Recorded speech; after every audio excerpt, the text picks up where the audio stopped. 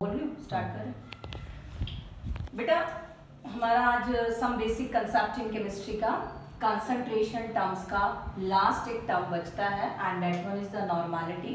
तो आज हम इसका डिस्कशन करेंगे बेटा। इस नॉर्मेलिटी को मैंने सबसे लास्ट में इंक्लूड किया है क्योंकि ये बहुत ही इंपॉर्टेंट है। ये सीबीएसई के पॉइंट ऑफ व्यू में तो है ही, उसके पॉइंट ऑफ व्यू से इम्पोर्टेंट, लेकिन नीट और आईआईटी के अंदर इसमें से वेरियस बार क्वेश्चंस आए हुए हैं। तो इसको थोड़ा सा ध्यान से कंसंट्रेशन के साथ समझिएगा क्योंकि नॉर्मेलिटी हमारे आगे भी जब हम करेंगे रेडॉक्स रिएक्शन वगैरह तो वहां पर भी ये टर्म्स हमारे इक्विलिब्रियम हम जब करेंगे चैप्टर्स हमारे तो वहां पर ये टर्म आएंगी, तो हमें इसकी नॉलेज होना बहुत जरूरी है। ठीक है, तो लेट अस स्टार्ट बेटा। हमारे पास हमारी लास्ट टर्म बचती है and that one is the normality. Normality बेटा, नॉर्मेलिटी, मोलैरिटी एंड मोलैलिटी जब हम तीनों की बात करते हैं तो देखो बेटा तीनों के अंदर थोड़ा थोड़ा ही वेरिएशन है, ज्यादा वेरिएशन नहीं है। जैसे मोलैरिटी को हम क्या बोलते हैं, number of moles of solute dissolve पर litre of the solution and it is represented by capital M, where as the molality is defined as number of moles of solute dissolve per KG of the solvent and it is represented by small M. अब बात करते हैं normality की बेटा। Normality is represented by capital N, N ध्यान रखिएगा, capital N. And how we define it, normality is defined as number of gram equivalent of the solute dissolve पर litre of the solution, या you can say that present per litre of the solution, that is called your normality. Then फार्मूले के according अगर हम इसको लिखें तो हम इसको लिख सकते हैं normality is equal to gram equivalent of solute dissolve पर लीटर ऑफ द सॉल्यूशन। अब now the question arise, ma'am ये तो समवट सिमिलर है, मोलैरिटी भी हमने यही बोला था कि molarity is defined as number of moles of solute dissolve पर litre of the solution, is it? लेकिन देखो बेटा मोलैरिटी और नॉर्मेलिटी में डिफरेंस है। मोलैरिटी में मैंने बोला था number of moles of solute, और बेटा यहाँ पर मैं वर्ड यूज कर रही हूँ gram equivalent of the solute, means normality is equal to gram equivalent of solute dissolve पर litre of the solution. Now the question arise, madam gram equivalent का मतलब क्या है? अब नॉर्मेलिटी के अंदर जो सबसे बड़ा गेम है ना समझने का, वो इस ग्राम इक्विवेलेंट वेट का ही है। तो ये भाई ग्राम इक्विवेलेंट कैसे निकाला जाता है वो अभी हम आगे डिस्कस करेंगे। तो पहले देखिए बेटा, तो फर्दर नॉर्मेलिटी को ये जो ग्राम इक्विवेलेंट ऑफ सॉल्यूट होता है इसको फर्दर हम लिख सकते हैं, जैसे हम नंबर ऑफ मोल को लिखते हैं ना, नंबर ऑफ मोल को हम क्या लिखते हैं बेटा, number of mole is equal to given weight upon में मोलर मास, हम यही लिखते हैं ना जब हम मोलैरिटी को डिफाइन करते हैं। तो नॉर्मेलिटी के अंदर एक वर्ड का चेंज आता है, that one is the gram equivalent of solute. और बेटा अगर ये वर्ड चेंज हुआ है तो देखो इसमें कुछ ना कुछ तो होगा ही ना, इसलिए इस नंबर ऑफ मोल को हमने चेंज किया किसमें, ग्राम इक्विवेलेंट वेट में। तो ग्राम इक्विवेलेंट जो सॉल्यूट हम निकालते हैं वो कैसे निकाला जाता है, आपको जो भी आपका वेट ऑफ सॉल्यूट दे रखा हो, basically it is present in gram but may be present in milligram, kilogram, किसी में भी हो सकता है, and divided by gram equivalent weight of solute. देखो नंबर ऑफ मोल की तरह ही हो गया। नंबर ऑफ मोल में हम क्या लेते हैं, गिवन वेट ऑब्लिक में मोलर मास। ग्राम इक्विवेलेंट में देखो बेटा क्या, ये वेट ऑफ सॉल्यूट का मतलब क्या हो गया, गिवन वेट ही है, लेकिन एक चीज चेंज हो रही है, यहाँ हम मॉलिक्यूलर मास लेते हैं, यहाँ हम क्या ले रहे हैं बेटा, gram equivalent weight of solute. तो ये अभी हम आपको बताएंगे कि gram equivalent weight of solute हम कैसे कैलकुलेट करते हैं। फर्दर देखिए बेटा, तो रिलेशन को अगर हम लिखें तो W2 is your weight of solute, E2 this your equivalent wait and V this one is your volume. इसी तरीके से ये लीटर में है, अगर ml में प्रेजेंट हो तो बेटा W2 oblique E2 into V और इंटू में 1000 जैसे हमारा मोलैरिटी में था। ठीक है, फर्दर वेट बाय वॉल्यूम या डेंसिटी के साथ जब हमें रिलेशन निकालना होता है तो नॉर्मेलिटी को फर्दर हम ये इस तरीके से रिप्रेजेंट कर सकते हैं, परसेंटेज, क्योंकि जैसे 100% बन जाएगा ना बेटा, तो percentage weight by volume into 10 oblique E2। Same इसी तरीके से अगर वेट बाय वेट में रिलेशन है, ये तो हो गया भाई सोल्यूट आपका किस में है, वेट में है, और वॉल्यूम लीटर मिलीलीटर में प्रेजेंट है, और ये रिलेशन जब दोनों ही चीज हमारी मास की फॉर्म में प्रेजेंट होती है और डेंसिटी के साथ जब हम रिलेशन निकालते हैं तो ये रिलेशन निकल के आता है। जैसे मैं आपको बोल दूं कि नॉर्मेलिटी कैलकुलेट कीजिए और वहां पर मैं आपको डेंसिटी दे दूं तो वहां पर हम ये वाला रिलेशन यूज करेंगे। तो आई थिंक ये वाला पॉइंट आपको क्लियर हुआ।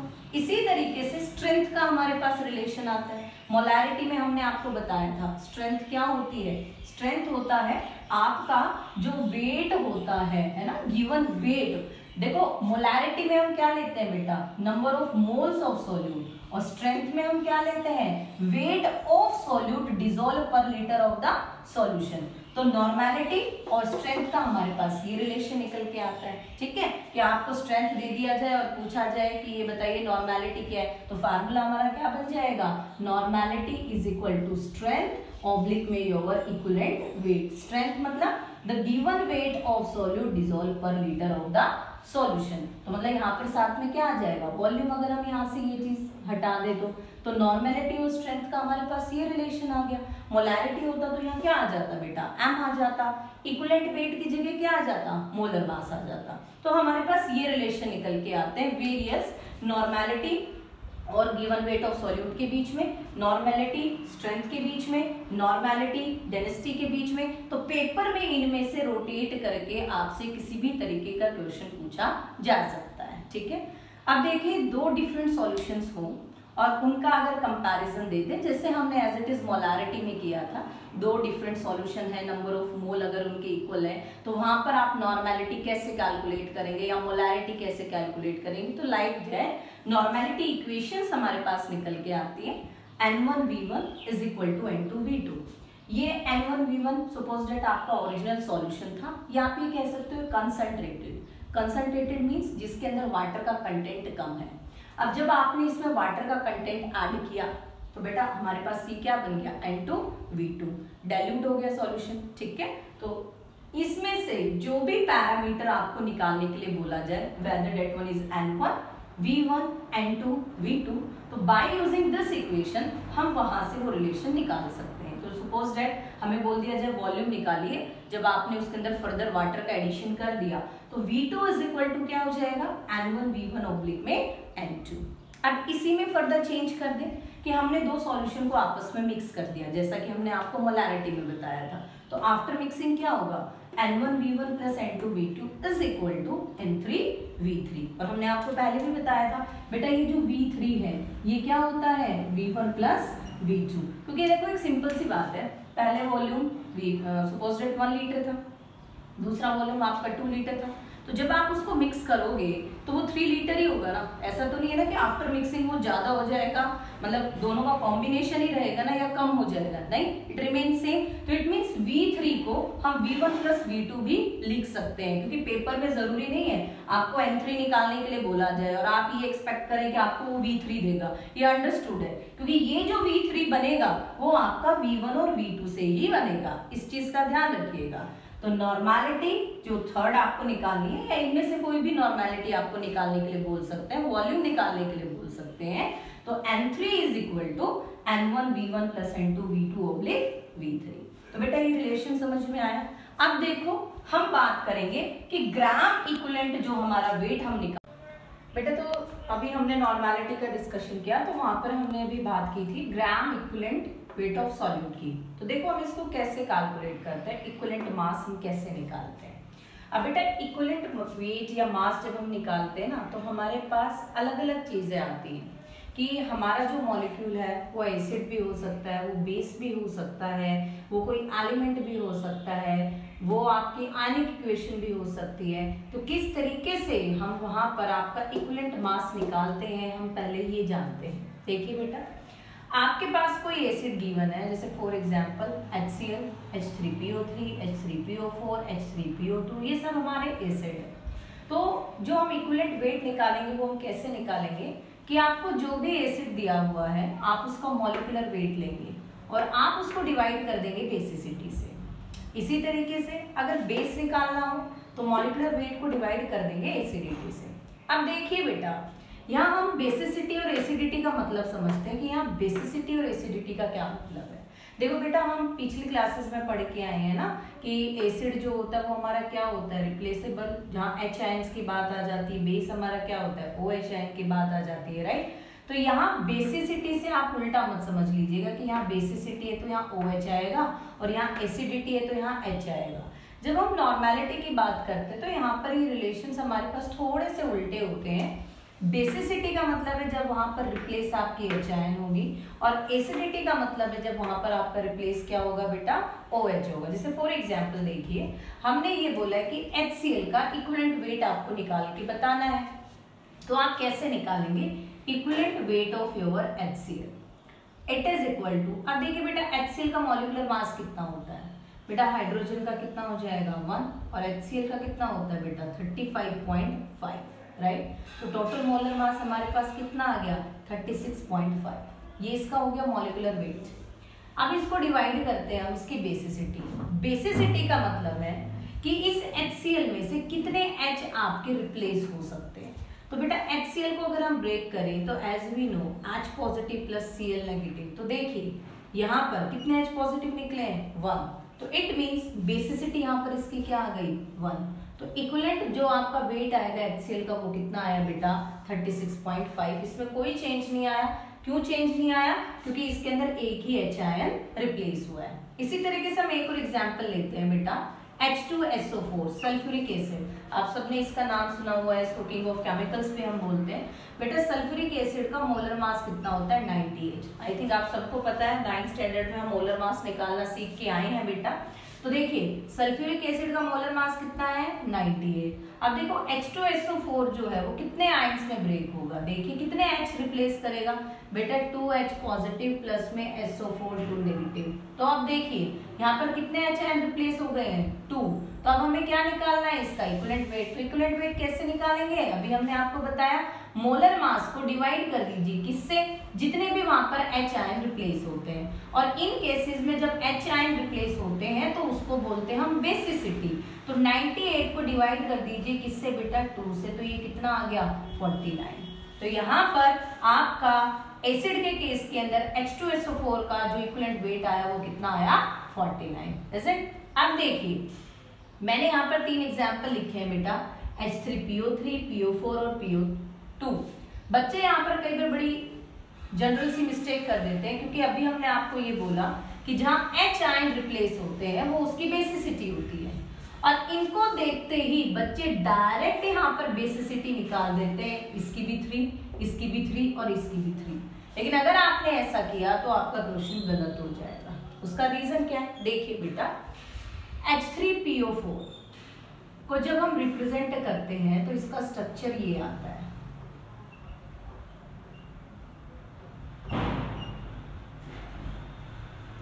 H3PO2 को जब हम PO3 को जब हम रिप्रेजेंट करते हैं तो इसका स्ट्रक्चर ये आता है, एंड H3PO2 को जब हम रिप्रेजेंट करते हैं तो इसका स्ट्रक्चर ये आता है। अब देखिए बेटा इसको देखते बच्चे जो जनरली मिस्टेक करते हैं, इसका अगर मैं आपको इक्विवेलेंट वेट निकालने के लिए बोलूं H3PO4 का, तो हम क्या निकालते हैं, E is equal to molar mass oblique में बेटा जितने भी वहां पर HIN आपके रिप्लेस हुए, मतलब बेसिसिटी। तो वट एवर इज डेट, इसका जो भी मोलर मास आता है हम इसको डिवाइड कर देंगे 3 से। 3 से किससे डिवाइड करेंगे, क्योंकि बेटा यहाँ से 3 H जो है वो रिप्लेस होंगे, ध्यान रखना OH रिप्लेस नहीं होंगे, यहाँ से ये वाला H रिप्लेस होता है। बच्चे यहीं पर ही जनरली मिस्टेक करते हैं, कहते मैडम बेसिसिटी इसलिए तो यूज किया है क्योंकि यहाँ OH निकल रहा है। नहीं, ध्यान रखना नॉर्मेलिटी में जब हम बेसिसिटी वर्ड जनरल यूज करते हैं तो बेसिसिटी का मतलब होता है HIN निकलना। तो यहाँ से जो चीज रिप्लेस होगी वो बेटा हमारी क्या होगी H। तो यहाँ से इनके बीच का बॉन्ड ब्रेक हो जाता है और यहाँ से कितने H रिलीज होते हैं 3 रिलीज होते हैं। तो हमारे पास जो इक्विवेलेंट वेट है वो क्या आ जाएगा, मोलर मास को डिवाइड कर दीजिए 3 से, ठीक है। अब देखो H3PO3 में देखिए, अगर आपको ये चीजें नहीं पता तो देखो आप इक्विवेलेंट वेट में मिस्टेक करेंगे ही करेंगे, क्योंकि आप डायरेक्टली सब में 3 लिख देंगे। क्यों, क्योंकि HCl और H2SO4 में डायरेक्ट हमें नजर आ रहा था कितना H आपका रिलीज हो रहा है, लेकिन देखो इसमें नजर तो कुछ और आता है, लेकिन बेटा जो आपके हाइड्रोजन निकल के आते हैं वो डिफरेंट आता है। तो देखिए यहाँ पर जो H आपके रिलीज होंगे वो 2H रिलीज होंगे, किस लिए, एक H यहाँ से निकलेगा और एक H यहाँ से निकलेगा। तो यहाँ पर H3PO3 का जब हम इक्विवेलेंट मास निकालेंगे तो मोलर मास को हम डिवाइड कर देंगे 2 से। सेम यहाँ पर देखिए, यहाँ पर जो रिप्लेस होगा वो कितना H होगा बेटा, एक H होगा। तो यहाँ पर जो इक्विवेलेंट मास आएगा वो आएगा मोलर मास ऑब्लिक में 1। अब बच्चे कई बार एक क्वेश्चन ये भी पूछ लेते हैं, मैडम एक H तो यहाँ पर भी था, 2 H यहाँ पर थे, तो हमने ये क्यों नहीं रिप्लेस किए? बेटा ये इसलिए रिप्लेस नहीं हुए क्योंकि हम आगे थोड़ा सा हायर लेवल पे जब हम जाएंगे, चैप्टर 3 और 4 पे आएंगे, तो वहां पे इलेक्ट्रोनेगेटिविटी वर्ड पढ़ेंगे। तो वो इलेक्ट्रोनेगेटिविटी रीजन होता है जिसके कारण से ये जो H होते हैं ये इजीली रिप्लेस हो जाते हैं, लेकिन ये वाले जो H है वो इजीली रिप्लेस नहीं होते। तो ये चीजें हम वहां पर पढ़ेंगे, वहां पर ये कंसेप्ट आपको अच्छे से क्लियर हो जाएगा। तो अब आपको बेसिसिटी का मतलब समझ में आया। बेसिसिटी का मतलब जहां H आयन आपके रिप्लेस होते हैं। अब कम है, अब जरा हम बात कर लेते बेस की। बेस मतलब हम 10th में पढ़ के आए बेटा OH जिनमें प्रेजेंट होता है, राइट। तो जब हम बेस की बात करते हैं तो फार्मूला रिमेन सेम बेटा, मॉलिक्यूलर वेट, यहाँ पर भी मॉलिक्यूलर वेट था, लेकिन यहाँ बेसिसिटी था और यहाँ पर क्या आ गया? एसिडिटी। तो मॉलिक्यूलर वेट ऑब्लिक में एसिडिटी। जैसे for example NaOH, KOH, aluminium trioxide, हमने आपके एग्जांपल लिए, हमने बोला NaOH का आप मुझे ये बताइए इक्विवेलेंट वेट क्या निकलेगा? तो बेटा E is equal to molecular mass NaOH का होता है 40। कैसे बेटा? सोडियम 23 प्लस ऑक्सीजन आपका 16 प्लस 1, तो टोटल मोलर मास कितना हो गया? 40। अब देखिए यहाँ से कितने OH रिप्लेस हो सकते हैं? NaOH को अगर मैं ब्रेक करूं तो बेटा Na positive plus OH negative, like HCl। जैसे HCl में एक ही H रिप्लेस हुआ है, उसी तरीके से NaOH में भी कितने OH रिप्लेस हुए हैं बेटा? ओनली 1। तो इसको डिवाइड कर देंगे हम किससे? 1 से, तो इसका इक्विवेलेंट वेट कितना आ गया? 40। सेम देखिए हम बात कर लेते हैं LOH3 की। ऐसी तरीके से मैग्नीशियम हाइड्रोक्साइड आप पढ़ के भी आए हो, मिल्क ऑफ मैग्नीशिया जिसको हम बोलते हैं। तो इसका अगर मुझे इक्विवेलेंट वेट निकालना हो तो E is equal to molecular weight divide by, अब देखिए मैग्नीशियम हाइड्रोक्साइड कितने OH रिलीज करेगा बेटा? अगर मैं इसको ब्रेक करती हूँ तो Mg2 पॉजिटिव प्लस में 2 OH नेगेटिव, तो यहाँ से कितने OH निकल रहे हैं? 2। तो इसको डिवाइड कर दीजिए किससे बेटा? 2 से, तो आपके पास क्या आ जाएगा? इक्विवेलेंट वेट आ जाएगा। Is it clear? ठीक है, ध्यान रहेगा। तो इस तरीके से जब हमारे पास कोई इक्वेशन एसिड या बेस फॉर्म में है तो उसका इक्विवेलेंट वेट हम इस तरीके से निकालते हैं। तो ये चीजें क्लियर हुई। अब दूसरी चीज देखिए बेटा, जरूरी नहीं है कि हमारे पास हमेशा ही एसिड और बेस प्रेजेंट हो, कि भाई जिनमें H और आपका OH आयन प्रेजेंट हो। कई बार हमारे पास कंडीशंस ऐसी भी होती हैं जिनमें H और OH गिवन ना हो, तो वहां पर हम इक्विवेलेंट वेट कैसे निकालेंगे? जैसे फॉर एग्जांपल मैं आपको बोल दूं there is an element sodium, या हम बोलते there is an element magnesium, aluminium and so on, और मैं बोलती हूँ अब इसका इक्विवेलेंट वेट निकालिए। जैसे तो बेटा सिंपल है, जब हमारे पास H और OH का केस नहीं होता तो उन एलिमेंट्स के लिए हम इक्विवेलेंट वेट कैसे निकालते हैं? Equivalent weight is equal to जो भी आपको एलिमेंट का वहां पर आपको जो भी गिवन वेट दे रखा हो, या आपका जो भी वहां पर आपका मोलर मास है उस एलिमेंट का, उसको डिवाइड कर दीजिए उसकी वैलेंसी से। आई थिंक वैलेंसी आप सबको क्लियर है। आउटर मोस्ट शेल में जो वैलेंस इलेक्ट्रॉन होते हैं उसको हम वैलेंसी बोलते हैं। 4 से ऊपर अगर हम जाते तो 8 में से हम सब्ट्रैक्ट कर देते हैं, वो उसकी वैलेंसी आती है। जैसे फॉर एग्जांपल आपको सोडियम का निकालना है, सोडियम का मोलर मास कितना होता है? 23, और सोडियम की वैलेंसी कितनी होती है? 1। कैसे? But as we know it have atomic number 11, तो 11 को हम क्या लिख सकते हैं? इसका इलेक्ट्रॉनिक कॉन्फ़िगरेशन क्या होगा? 281, तो ये 1 इसकी क्या होगी बेटा? वैलेंसी। इसी तरीके से मैग्नीशियम देखिए, मैग्नीशियम का जो एटॉमिक नंबर है वो कितना होता है? 12, तो इसका हम क्या लिख सकते हैं? 282, तो इसकी वैलेंसी कितनी हो गई? 2। तो इसका अगर हम इक्विवेलेंट वेट निकालें तो कितना आएगा बेटा? मोलर मास होता है मैग्नीशियम का 24, डिवाइड कर दीजिए किससे? 2 से, तो इट इज इक्वल टू 12। ठीक है, इसी तरीके से एल्यूमिनियम कितना होता है एटॉमिक नंबर? 13, इसको हम क्या लिख सकते हैं? 283, तो इसकी वैलेंसी कितनी होगी बेटा? 3। तो हमारे पास जो इक्विवेलेंट वेट आएगा वो क्या आ जाएगा बेटा? 27 होता है एल्यूमिनियम का मोलर मास, और उसको डिवाइड कर दीजिए 3 से, तो इसका इक्विवेलेंट जो वेट निकल के आया वो कितना आया? 9। अब देखिए इसके अंदर आपको कहीं नजर आ रहा है कि H या OH रिप्लेस हो रहे हो? नहीं ना। तो ये चीजें हमें कैसे पता करेंगे? जो भी एलिमेंट का मोलर मास है आप उसको डिवाइड कर दीजिए उसकी वैलेंसी से। Is it clear? ध्यान रहेगी ये बात बेटा।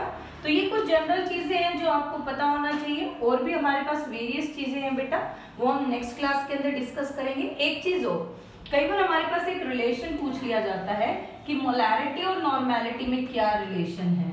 तो बेटा देखिए, जो हमारी नॉर्मेलिटी होती है वो हमेशा इक्वल होती है मोलैरिटी इनटू में n फैक्टर। ये n फैक्टर का मतलब होता है ये एसिड, बेस, या जो हमने अभी वैलेंसी फैक्टर जो हमने बात की है ये वो हो सकता है। जैसे मैं आपको ये बोल दूं कि 1 मोलर H2SO4 का सॉल्यूशन है और उसको अगर मुझे नॉर्मेलिटी में कन्वर्ट करना हो, मैं उस सॉल्यूशन को नॉर्मल बनाना चाह रही हूँ, तो आप ये बताइए कि आप किस तरीके से उसको कन्वर्ट करेंगे।